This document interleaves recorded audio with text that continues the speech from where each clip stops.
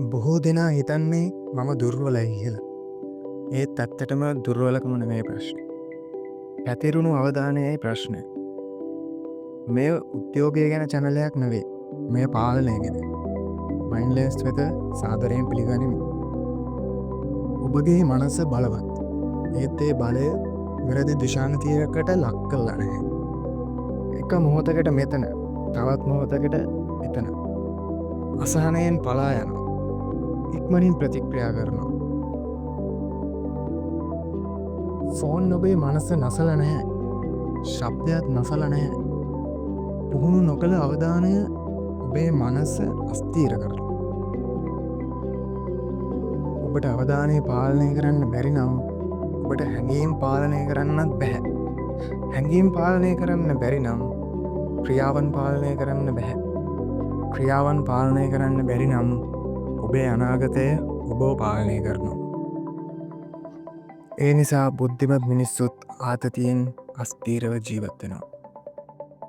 බොහෝ දෙනා අවධානය බලෙන් තියාගන්න උත්සාහ කරනවා. ඒක වැඩ කරන්නේ නෑ. අවධානය පුහුණු වෙන්නේ බලෙන් නෙවෙයි, දැනුවත් භාවයෙන්. මනසට සටන් කරන්න එපා. මනස නිරීක්ෂණය කරන්න. ඊළඟ දිනතිය තුළ අපි වැඩි ප්‍රතිඵල හඹා යන්නේ නැහැ. සිතවිලි නවත්තන්න උත්සාහ කරන්නේ නැහැ. අපි කරන්නේ අවධානය නැවත ආපසු ගෙන එන. මේකයි භික්ෂූන් පුහුණු වෙන්නේ.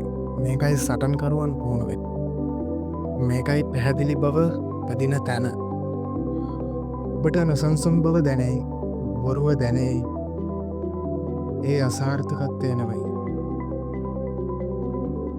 ඒ ඔබේ නාඩි පද්ධතිය නිහතමානී බව ඉගෙන ගන්නා ලකුණ. පළවෙනි දවස පටන් ගන්නේ පාලනයෙන් නෙවෙයි, දැනුවත් වෙන්නේ. ඔබ ඔබේ මනස පුහුණු කරන්න සූදානම් නම් මයින්ඩ්ලෙස් සබ්ස්ක්‍රයිබ් කරන්න. ලෝකය පැහැදිලිව දකින්න.